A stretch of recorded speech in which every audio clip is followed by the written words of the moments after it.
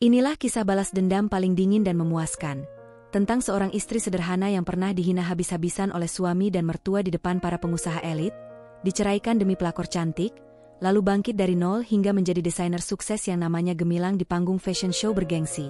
Sementara sang mantan suami jatuh miskin, ditinggalkan selingkuhan, dan hanya bisa menunduk malu saat melihat wanita yang dulu ia remehkan kini berdiri anggun di bawah sorotan lampu.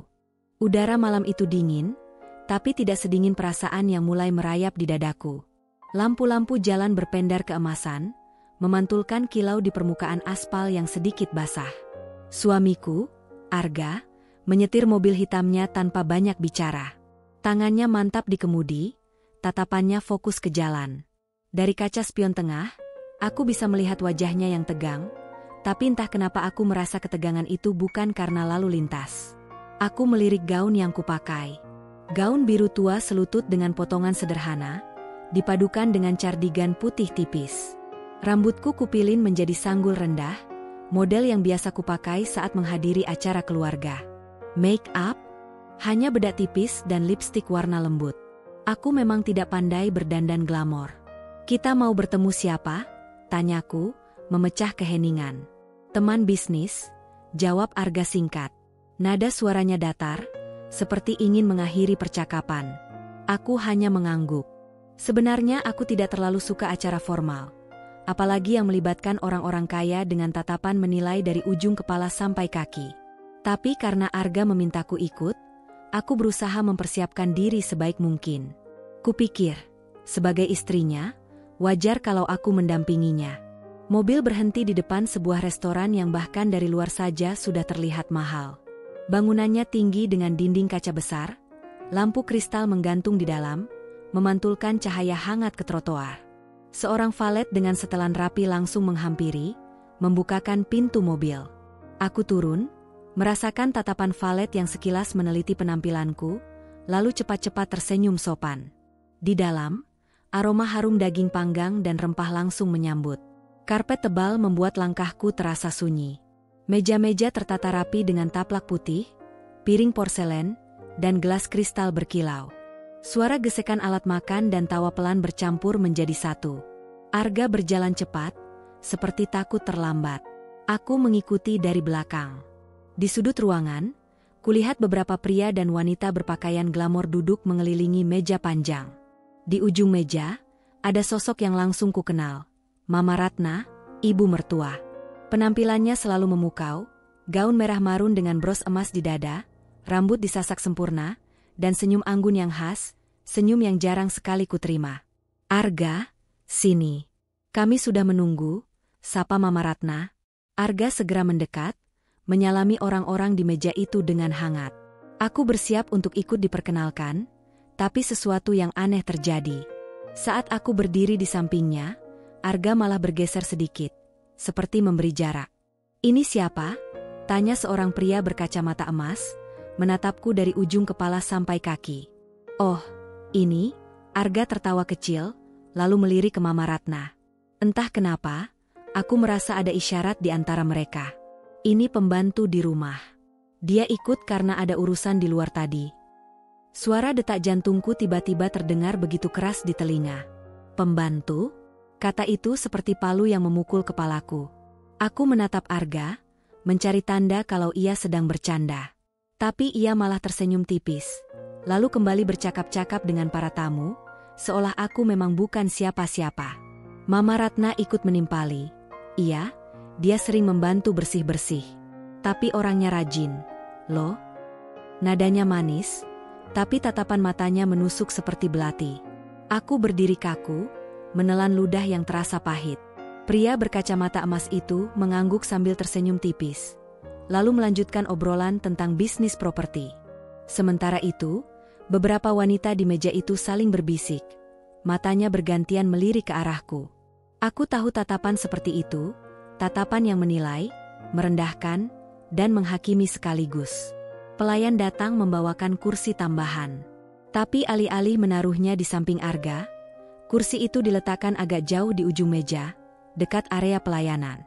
Arga tidak berkata apa-apa. Silakan duduk di sana, kata Mama Ratna sambil menunjuk kursi itu. Senyumnya tetap terukir. tapi aku tahu, itu bukan senyum yang ramah. Aku melangkah pelan ke kursi itu, mencoba menjaga agar langkahku tetap tegak, meski dalam hati rasanya seperti sedang berjalan di atas duri. Sepanjang makan malam, aku hanya diam, memainkan garpu dan sendok tanpa benar-benar menyentuh makanan. Sesekali aku mendengar tawa mereka, tawa yang seakan membuat jarak antara aku dan dunia mereka semakin lebar. "Arga, bagaimana progres proyek yang di Surabaya itu?" tanya salah satu tamu. "Oh, berjalan lancar. Saya dan tim sudah menutup kontrak," jawab Arga penuh percaya diri. Ia tampak hidup di tengah percakapan itu, matanya berbinar. Tidak ada satupun kalimat yang melibatkan aku. Kadang pelayan lewat, menaruh minuman di hadapanku. Aku membalas dengan senyum kaku. Tapi tidak ada yang benar-benar melihatku. Setidaknya bukan sebagai seseorang yang layak duduk setara di meja itu. Sampai akhirnya, salah satu tamu wanita berkata, "Kamu beruntung punya pembantu yang mau ikut ke acara seperti ini. Biasanya mereka malu." Nada suaranya seperti bercanda, tapi aku bisa merasakan sindiran di dalamnya. Arga tertawa kecil, dia orangnya fleksibel. Hatiku mencelos. Rasanya aku ingin bangun dan pergi saat itu juga. Tapi aku hanya bisa menahan air mata, takut menambah bahan gosip bagi mereka. Jam menunjukkan hampir pukul 10 malam ketika acara selesai. Para tamu satu persatu berdiri, bersalaman, dan bertukar kartu nama. Aku berdiri di tempatku, menunggu Arga. Saat keluar dari restoran, udara malam kembali menyambut. Kali ini rasanya lebih dingin. Arga berjalan di depanku, dan aku mengikutinya seperti bayangan. Begitu masuk mobil, ia langsung menyalakan mesin. Sunyi mengisi ruang di antara kami. "Kenapa tadi?" bilang aku pembantu, tanyaku pelan, berusaha menjaga suaraku agar tidak bergetar. Arga menghela napas, matanya tetap fokus ke jalan. "Mereka orang-orang penting, dan Mama tidak mau ada kesan buruk." "Penampilanmu," ia tidak melanjutkan kalimatnya, tapi aku paham maksudnya. Kata-kata itu menusuk lebih dalam daripada yang kukira. Aku menatap keluar jendela, melihat lampu-lampu kota yang berlari mundur. Dalam hati aku bertanya, apakah malam ini hanyalah awal dari sesuatu yang lebih buruk? Atau memang aku sudah lama tak dianggap? Bahkan oleh suamiku sendiri? Mobil terus melaju, meninggalkan restoran mewah itu. Tapi rasa malu dan perihnya tetap tinggal bersamaku. Pagi itu, sinar matahari menembus tirai tipis kamar kami, tapi kehangatannya sama sekali tak mampu mencairkan suasana hatiku. Malam yang memalukan itu masih menempel di ingatan, seperti noda yang sulit dihapus. Setiap kali teringat tatapan merendahkan para tamu, rasa panas merayap di wajahku.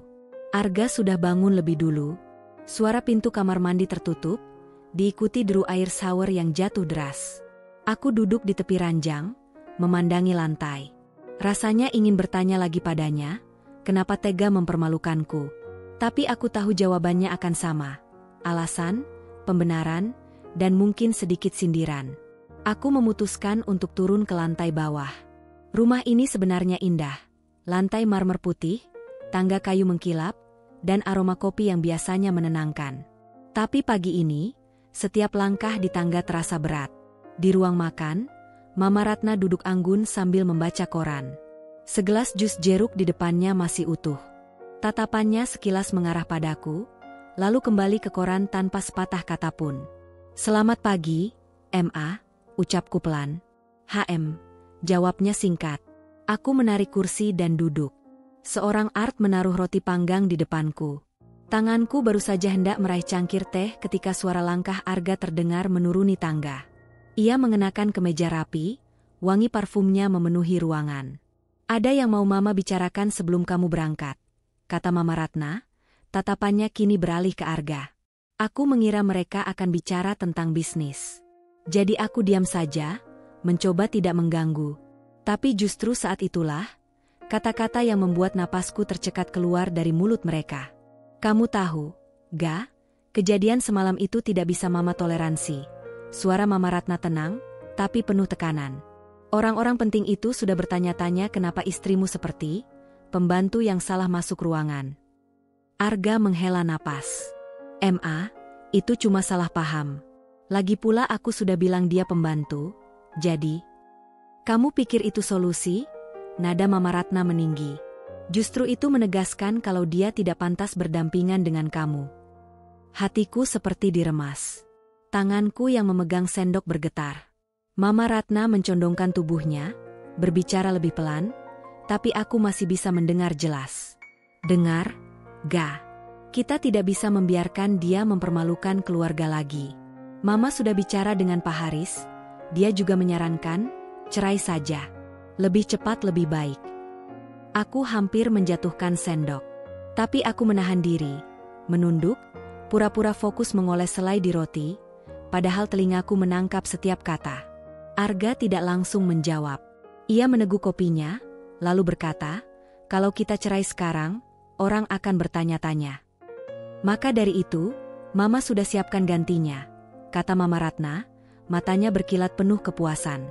Anak perempuan Bu Widya, kamu ingat? Namanya Selin. Cantik, anggun, pintar bicara, dan dari keluarga terpandang. Semua orang akan melihat ini sebagai peningkatan, bukan skandal. Selin. Aku pernah mendengar nama itu. Dulu, saat Arga dan aku baru menikah, aku pernah melihat foto seorang wanita berambut panjang dengan senyum manis di ponsel Arga. Katanya itu hanya teman lama. Sekarang aku tahu, dia bukan sekadar teman. Arga tidak membantah. Ia hanya tersenyum tipis. Selin memang menarik. Tapi aku harus cari alasan yang tepat untuk lepas dari dia. Dia. Begitu saja. Seolah aku bukan istrinya. Seolah aku hanya barang yang bisa diganti.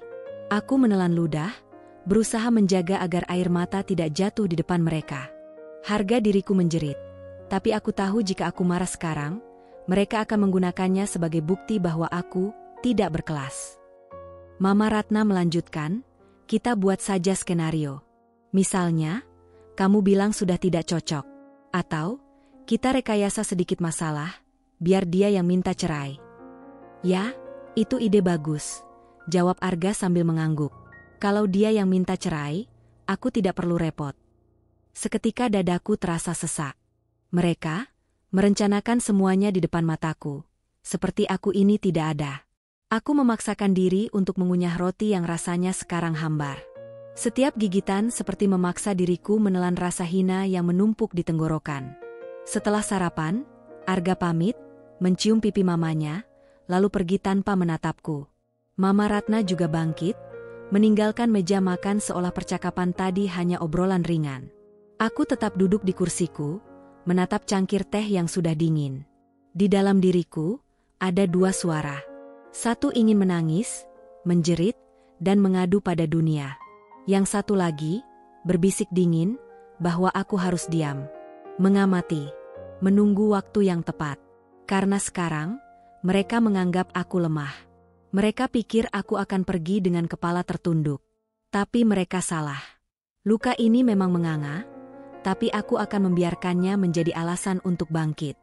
Senja turun perlahan, menutup langit dengan selimut oranye yang meredup menjadi kelabu.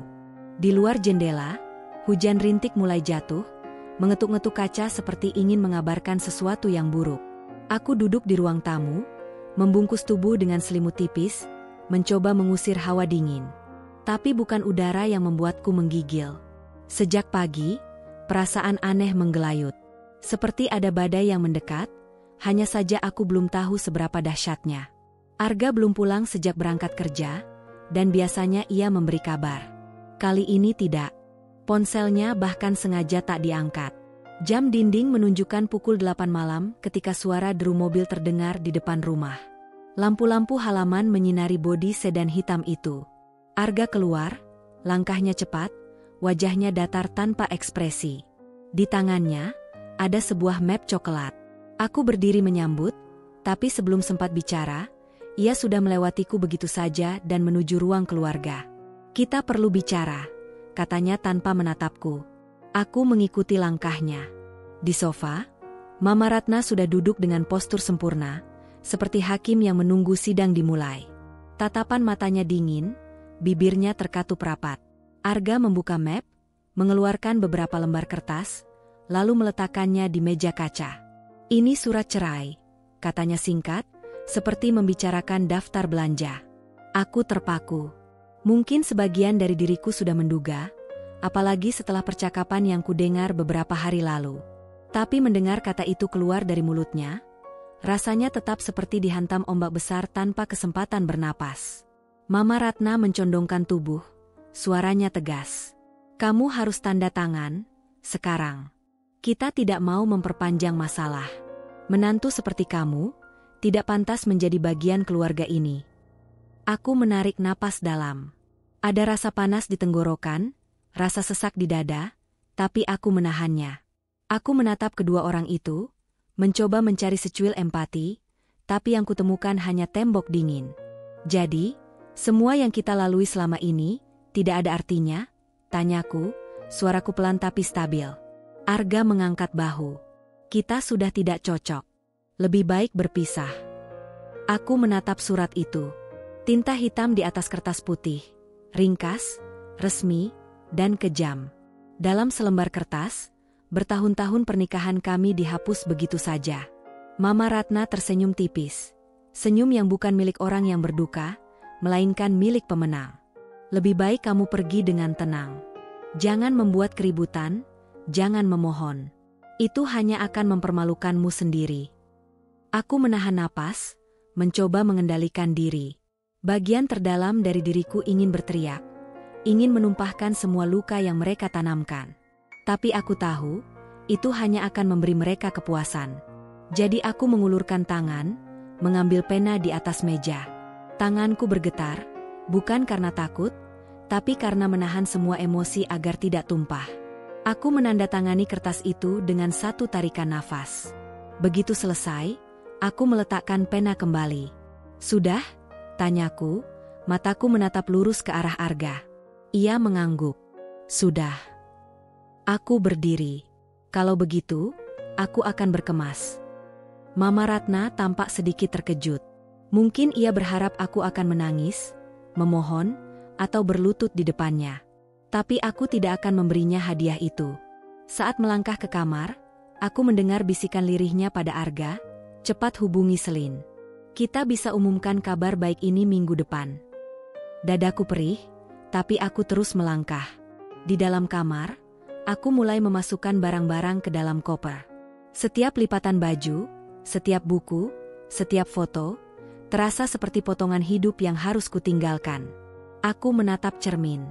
Wajahku pucat, mataku sembab, tapi tidak ada air mata yang jatuh. Bukan karena aku tidak sedih, tapi karena aku menolak memberi mereka kemenangan terakhir. Melihatku hancur di hadapan mereka.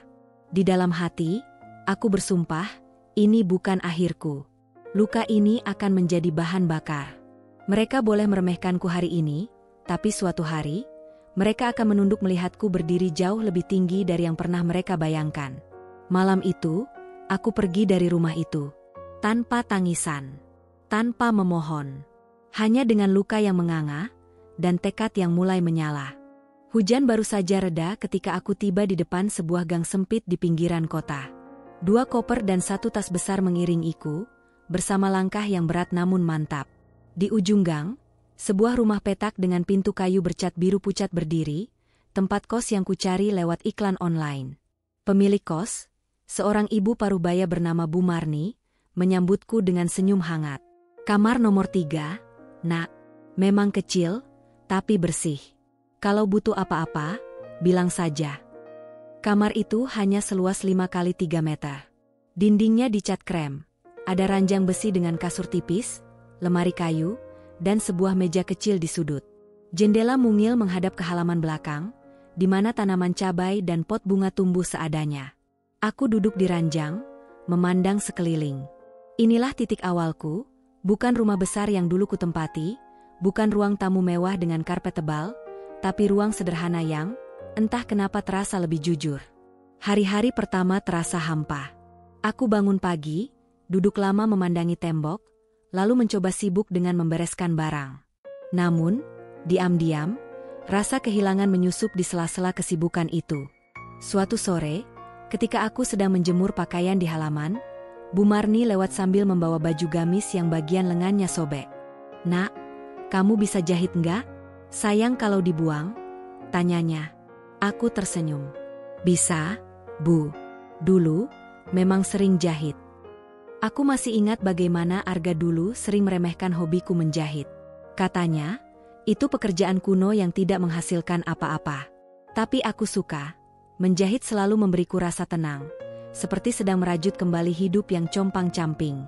Malam itu, aku meminjam mesin jahit tua dari Bu Marni. Benangnya sedikit kusut, pedalnya agak berat, tapi suaranya saat bergerak membuatku merasa pulang ke diriku sendiri. Aku memperbaiki gamis itu dengan hati-hati, lalu mengembalikannya keesokan pagi. Bu Marni terkejut melihat hasilnya. Bagus sekali, Nak. Rapih, seperti baru beli. Sejak itu, kabar menyebar di antara penghuni kos dan tetangga gang. Awalnya, mereka hanya minta tolong memendekkan celana atau mengganti resleting. Lama-lama, ada yang minta dibuatkan daster baru, lalu kebaya sederhana untuk acara keluarga. Aku mulai menata sudut kamar menjadi ruang kerja kecil. Mesin jahit di atas meja, kotak berisi benang berbagai warna, gunting kain, pita pengukur, dan beberapa potong kain sisa yang kubeli murah di pasar. Setiap kali menjahit, aku merasa sedang membangun sesuatu. Bukan hanya baju, tapi juga hidupku sendiri. Pelanggan pertama yang serius memesan baju adalah Mbak Rini, tetangga sebelah kamar. Ia minta dibuatkan 2 baju kerja dengan model yang sederhana tapi nyaman. Saat ia mencoba hasilnya, matanya berbinar. Pas sekali. Enak dipakai. Aku pasti pesan lagi. Benar saja, seminggu kemudian ia datang membawa 2 temannya yang juga ingin memesan. Dari situ, pesanan mulai mengalir. Tidak banyak, tapi cukup untuk membuatku sibuk dan sedikit merasa berarti lagi. Uang hasil jahitan kukumpulkan. Setiap lembar uang kertas yang kulipat ke dalam dompet memberi rasa puas, rasa yang tidak pernah kudapat saat bergantung pada uang suami dulu. Sore-sore di gang mulai terasa berbeda. Anak-anak bermain lompat tali, aroma gorengan dari warung kecil di ujung gang bercampur dengan suara tawa para ibu yang duduk mengobrol sambil menunggu giliran mencuci di sumur. Aku sering ikut duduk bersama mereka, dan diam-diam, kehangatan itu mengobati rasa sepi. Suatu hari, Bu Marni datang membawa kabar. Nak, di RT sebelah ada acara nikahan. Mungkin kamu mau tawarkan jahitan untuk seragam keluarga mereka. Aku memberanikan diri mendatangi rumah calon pengantin itu. Awalnya gugup, tapi aku membawa beberapa contoh jahitan dan foto hasil karyaku. Ternyata, mereka setuju. Aku mendapat pesanan membuat 6 kebaya. Malam-malamku sejak itu diisi suara mesin jahit yang tak henti. Jarum menari di atas kain brokat, jemariku bergerak hati-hati di bawah cahaya lampu meja. Saat pesanan selesai, keluarga itu puas dan membayar lebih dari harga yang kuminta. Itu adalah momen ketika aku sadar, apa yang dulu dianggap remeh oleh Arga, justru menjadi senjataku untuk bangkit. Dan di suatu malam yang sunyi, saat aku menyelesaikan sebuah kebaya berwarna biru langit, aku menatap hasilnya sambil tersenyum. Dalam hatiku, aku berbisik, aku akan membangun lagi, dari nol. Dan suatu hari, mereka akan melihatku, bukan lagi sebagai orang yang mereka buang, tapi sebagai seseorang yang berdiri di puncak, tanpa bantuan mereka sedikit pun. Musim hujan sudah mulai sering turun. Malam itu, aku sedang menjahit gamis pesanan Bu Sinta, seorang pelanggan baru yang memesan 3 baju sekaligus untuk lebaran. Suara hujan di atap sengkos terdengar seperti denting ribuan jari mengetuk-ngetuk, menemani suara mesin jahit tuaku yang berderit. Lampu neon di langit-langit redup, tapi cukup membuatku fokus pada jahitan halus di bagian kerah. Tanganku bergerak otomatis. Aku sudah hafal setiap sentakan pedal, setiap tarikan benang. Tiba-tiba, ponselku yang tergeletak di meja berdering. Nomor tak dikenal. Awalnya aku ragu untuk mengangkat, tapi entah kenapa jariku menekan tombol hijau. Halo? Suara di seberang sana tergesa-gesa. Ini Raka, adiknya Arga. Aku terdiam beberapa detik. Nama itu sudah lama tak kudengar. Ada apa? Tanyaku akhirnya, nadaku datar. Mbak, Mama di rumah sakit. Kritis. Dokter bilang butuh transfusi darah segera, golongan AB negatif. Susah sekali cari pendonor. Dan, aku ingat Mbak punya golongan darah itu. Suara Raka terdengar putus asa. Aku menutup mata sejenak. AB negatif, golongan darah yang memang langka di Indonesia. Sejak menikah dengan Arga dulu, aku sering diminta menyimpan kartu donor di dompet. Justru karena Mama Ratna juga punya golongan darah yang sama. Ironisnya, setelah aku diusir, tak ada seorang pun dari mereka yang menghubungi. Sampai sekarang. Kenapa tidak cari di PMI atau rumah sakit lain? Tanyaku. Sudah, tapi stok kosong. Dokter bilang kalau tidak segera, Mama bisa, Raka tidak melanjutkan. Aku menghela napas panjang. Di kepalaku, kenangan malam penghinaan itu berputar kembali. Tatapan merendahkan Mama Ratna. Kata-kata dingin Arga saat menyerahkan surat cerai. Bagaimana mereka membicarakan aku seolah aku bukan manusia. Dan sekarang, mereka mencariku. Bukan karena menyesal. Bukan karena ingin meminta maaf. Tapi karena aku satu-satunya yang bisa menyelamatkan nyawa Mama Ratna. Aku akan pikirkan, jawabku akhirnya. Kalau aku setuju, aku akan kabari. Aku memutus sambungan. Malam itu, aku duduk lama di depan mesin jahit yang sudah mati. Tanganku memegang secangkir teh yang sudah dingin, mataku kosong. Ada pergulatan di dalam hati. Aku bisa saja menolak, biarkan karma bekerja. Tapi, aku juga tahu nyawa seseorang bukan mainan. Keesokan harinya, saat aku baru saja selesai mengantarkan pesanan baju ke pelanggan, suara motor berhenti di depan kos. Dari balik pintu, muncul sosok yang membuat perutku terasa diremas. Arga.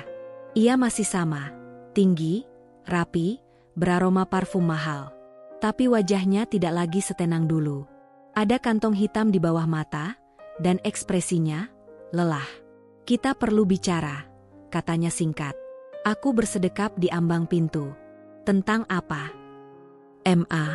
Mama butuh transfusi. Golongan darahmu sama. Aku, memohon. Aku terkekeh kecil, bukan karena lucu, tapi karena getir. Memohon? Kata itu akhirnya keluar dari mulutmu. Ia menunduk. Aku tahu aku salah. Tapi tolong, ini soal nyawa. Aku menatapnya lama. Kenapa aku harus peduli? Kalian bahkan tidak menganggapku manusia waktu itu. Karena kau orang baik, katanya lirih. Dan aku tahu, kalau aku di posisimu, aku mungkin tidak akan mau menolong. Kata-kata itu menusuk.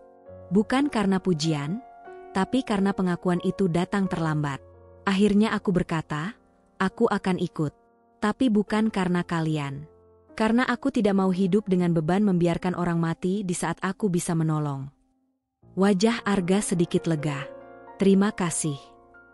Jangan salah paham, potongku. Setelah ini selesai, kita tetap orang asing. Beberapa jam kemudian, aku berada di rumah sakit.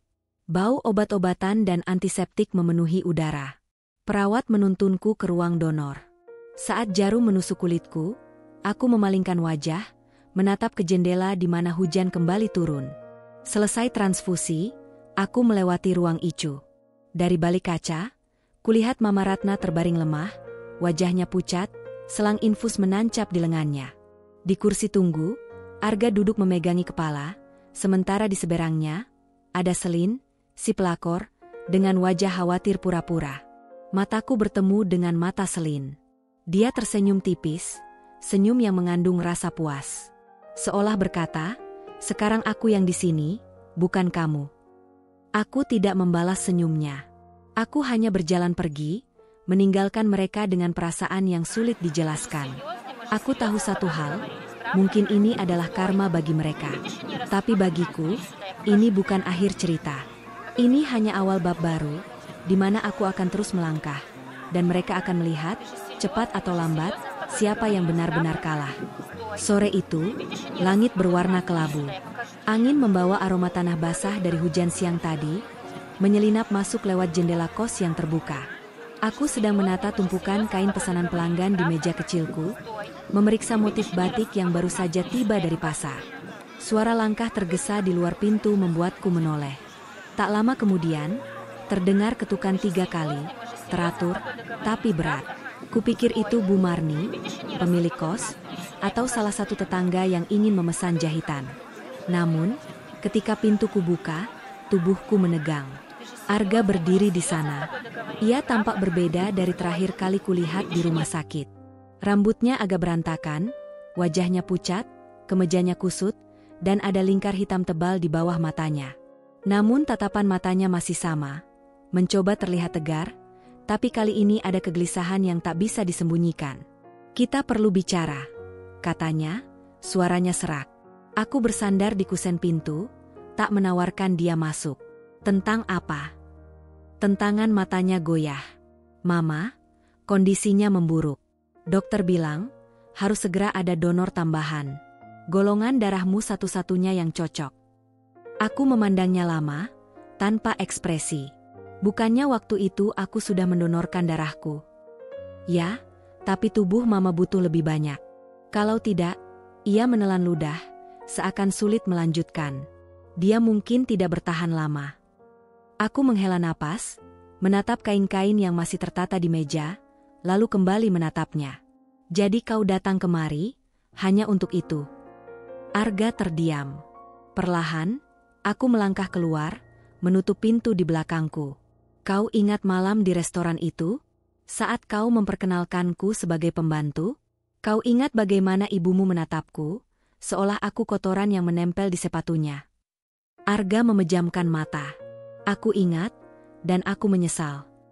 "Kau ingat pagi itu, ketika kalian duduk di meja makan, membicarakan rencana menceraikanku, bahkan menyiapkan pengganti yang katanya lebih pantas? Dan aku duduk di sana, pura-pura tidak mendengar." Ia mengangguk pelan, menunduk. "Aku salah, aku bodoh." Aku merasakan gelombang emosi datang, tapi kali ini bukan amarah yang menguasai, melainkan ketenangan dingin yang baru kudapat setelah semua luka itu mengeras. "Arga," kataku perlahan, "hatiku sudah kering. Sama keringnya dengan darah yang kalian minta dariku sekarang." Ia mendongak, matanya membulat. "Jangan begitu, ini soal nyawa." "Nyawanya ibumu," potongku, "wanita yang mengusirku dari rumah seperti anjing, yang merasa terhina karena aku tak cukup mahal untuk keluargamu. Kau pikir setelah semua itu, aku masih punya setetes pun rasa peduli?" Ia terdiam, seperti tak punya kata-kata. Aku menatapnya lurus. "Kau salah kalau mengira aku akan datang setiap kali kalian terdesak. Dulu aku rela mengorbankan harga diriku demi keluarga itu. Sekarang, tidak lagi." Arga memejamkan mata, menarik napas panjang, lalu berkata lirih, "Aku mohon, kalau bukan untuk mama, lakukanlah untuk aku. Aku tidak sanggup kehilangan dia."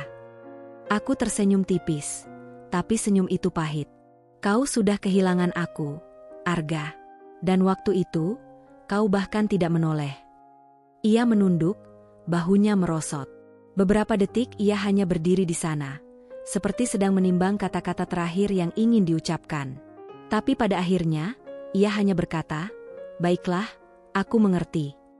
Tanpa menatap lagi, ia berbalik dan berjalan pergi, langkahnya berat, punggungnya membungkuk seperti menanggung beban yang terlalu besar. Aku berdiri di depan pintu, memandangi punggungnya sampai menghilang di tikungan gang. Di dadaku, tidak ada lagi rasa dendam yang meletup-letup, hanya keheningan. Keputusan itu bukan tentang membalas. Bukan tentang membiarkan karma bekerja. Ini tentang memutus tali yang dulu membuatku selalu kembali, bahkan ketika hatiku diinjak-injak. Dan sore itu, di bawah langit kelabu, aku tahu satu hal, aku sudah benar-benar bebas. Beberapa minggu setelah pertemuan terakhirku dengan Arga, kabar dari dunia mereka mulai merembes masuk melalui bisik-bisik tetangga dan obrolan di warung. Awalnya aku tak terlalu peduli. Aku sibuk dengan pesanan baju yang kian menumpuk. Mesin jahit tuaku nyaris tak berhenti berputar dari pagi hingga larut malam. Tanganku mulai hafal gerakan cepat memasang benang, memotong kain, dan merapikan lipatan. Hidupku perlahan terasa stabil, meski sederhana. Namun suatu pagi, Bu Marni mengetuk pintu kosku sambil membawa teh hangat. "Nak, kamu dengar kabar Arga?" "Ibunya?" Katanya semakin parah, ucapnya hati-hati. Aku hanya mengangguk. "Oh, ya. Dokter bilang butuh donor lagi, tapi belum dapat sampai sekarang. Uangnya juga sudah terkuras untuk pengobatan." Bu Marni menghela napas panjang. Katanya, rumah mereka mulai dijual satu persatu buat biaya rumah sakit. Kata-kata itu mengendap di kepalaku, tapi aku tak menanggapinya. Ada bagian diriku yang ingin merasa puas, namun ada juga yang hanya merasa kosong. Beberapa hari kemudian, kabar itu berkembang. Mama Ratna akhirnya menyerah pada penyakitnya. Golongan darah yang langka, ditambah kondisi tubuh yang semakin lemah, membuat semua usaha dokter tak lagi berguna. Aku mendengar kabar itu dari Mbak Rini, pelanggan setiaku. Katanya, Arga kelihatan hancur sekali di pemakaman. Tapi yang aneh, Selin malah sibuk selfie pakai pakaian hitamnya. Banyak yang ngomongin. Bayangan itu membuatku menggeleng pelan. Selin memang tipe yang pandai bermain di depan orang, tapi aku tahu dari dulu betapa liciknya dia. Seiring waktu, berita lain pun sampai ke telingaku. Bisnis Arga mulai goyah. Ia kehilangan beberapa klien penting karena terlalu sering bolos rapat untuk menjaga ibunya di rumah sakit. Setelah ibunya tiada, fokusnya tak kembali. Ditambah lagi, Selin mulai menunjukkan wajah aslinya. Belanja barang-barang mewah tanpa batas, mengadakan pesta ulang tahun untuk temannya di Hotel Bintang 5, bahkan membeli mobil sport baru, semua dengan uang perusahaan. Seorang kenalan lama, yang dulu pernah bekerja di perusahaan Arga, mampir ke kios kecilku suatu sore. Sambil menunggu kebaya pesanannya diukur, ia bercerita lirih, perusahaan Arga hampir bangkrut. Beberapa proyek dibatalkan, investor menarik diri. Semua gara-gara keuangan bocor dan dia tidak sadar-sadar. Selin pintar memanipulasi. Uang mengalir keluar seperti air. Aku mendengarkan dengan tenang. Di kepalaku, potongan-potongan kejadian masa lalu muncul lagi. Tatapan meremehkan Arga, kata-kata dingin Mama Ratna, tawa kecil Selin saat aku diusir dari rumah itu. Dan sekarang, roda berputar. Bukan berarti aku senang melihat orang menderita, tapi aku percaya pada hukum kehidupan. Perbuatan akan kembali, cepat atau lambat. Malam itu, sambil menyelesaikan pesanan seragam wisuda untuk 5 mahasiswi, aku memandang keluar jendela. Hujan kembali turun, menetes di atap sengkos. Dulu, hujan seperti ini membuatku merasa terperangkap. Sekarang, justru membuatku merasa hangat, karena aku tahu di balik semua badai, aku sudah menemukan tempat berteduh yang sebenarnya, diriku sendiri. Di luar sana, Arga mungkin sedang mencoba menyelamatkan sisa-sisa hidupnya. Sementara aku, di ruang kecil ini, sedang menjahit masa depan yang kukendalikan dengan tanganku sendiri. Musim panas tahun itu terasa berbeda. Matahari terik membakar aspal jalanan, tapi di dalam hatiku justru ada kesejukan yang sulit dijelaskan. Usaha jahitku berkembang pesat. Meja kecil di pojok kamar sudah tak cukup lagi menampung pesanan. Bahkan, aku mulai menyewa kios mungil di pinggir jalan raya, lengkap dengan etalase kaca yang memajang gaun-gaun hasil rancanganku. Pelangganku bukan lagi sekadar tetangga gang. Ada ibu-ibu dari komplek perumahan elit, mahasiswi yang ingin baju wisuda unik, bahkan seorang pemilik butik kecil yang meminta kerjasama. Di tengah kesibukan itu, kabar tentang Arga datang seperti desiran angin sore, tidak mengejutkan, tapi membawa aroma cerita yang dalam. "Udah dengar, Mbak?" tanya Bu Marni suatu siang sambil membeli jarum pentul di kiosku. Perusahaan Arga tutup total. Semua aset dilelang. Rumahnya di kawasan elit itu sudah dibeli orang. Mobilnya cuma tinggal satu, itu pun katanya mau dijual. Aku mengangkat wajah, pura-pura kaget. "Oh, ya? Kenapa?" "Ya gara-gara itu, si Selin. Setelah uang habis, dia kabur bawa sisa tabungan. Katanya sekarang tinggal sama pengusaha lain." Astaga, laki-laki kalau sudah silau sama cantik dan gaya hidup mewah, begitulah. Aku hanya tersenyum tipis. Ada rasa puas yang menyeruak, tapi juga ada rasa kasihan yang samar. Kasihan bukan pada Arga sebagai mantan suami, tapi pada manusia yang memilih jalannya sendiri menuju jurang. Beberapa hari kemudian, aku melihatnya dengan mata kepalaku sendiri. Sore itu, aku sedang membeli kain di pasar. Saat keluar dari toko kain, mataku menangkap sosok familiar di seberang jalan. Arga. Tapi bukan Arga yang kukenal dulu. Rambutnya berantakan, wajahnya kusut tanpa kilau percaya diri. Kemeja yang dipakainya lusuh, warnanya mulai pudar. Celananya longgar, dan sandal jepit menggantikan sepatu kulit mahal yang dulu selalu ia banggakan. Di tangannya, ia membawa kantong plastik berisi beberapa bungkus mie instan dan telur, pemandangan yang tak pernah kubayangkan darinya dulu. Ia berjalan menunduk, langkahnya pelan, seperti sedang membawa beban yang tak terlihat. Saat itu, aku benar-benar menyadari, kesombongan yang dulu melekat di tubuhnya telah runtuh bersama rumah besar, mobil mewah, dan gengsi yang ia bangun. Belakangan aku tahu, ia kini tinggal di sebuah kontrakan kecil di pinggiran kota. Hanya satu kamar tidur, dapur sempit, dan kamar mandi di luar. Tidak ada lagi ruang tamu luas, lampu gantung kristal, atau sofa empuk. Selin? Perempuan itu hilang begitu saja. Kabarnya kabur bersama pria kaya lain, meninggalkan Arga dengan tumpukan hutang. Aku tidak mencoba menyapanya saat itu. Aku hanya memandang sebentar dari kejauhan, lalu melanjutkan langkah. Bukan karena benci, tapi karena aku tahu tak ada gunanya kembali membuka pintu yang dulu kututup rapat. Di dalam hati, aku berkata pada diriku sendiri, beginilah roda berputar. Mereka yang dulu menginjakmu, suatu hari mungkin harus berjalan dengan kaki telanjang di jalanan yang pernah mereka pandang rendah. Dan aku tetap melangkah ke depan, bukan untuk membalas, tapi untuk memastikan bahwa hidupku tidak lagi terikat pada masa lalu yang runtuh bersama kejatuhan mereka. Hidupku kini terasa seperti mimpi yang dulu hanya berani kusimpan di sudut pikiran. Dari kios mungil di pinggir jalan, usahaku berkembang pesat. Mesin jahitku tak lagi sendirian.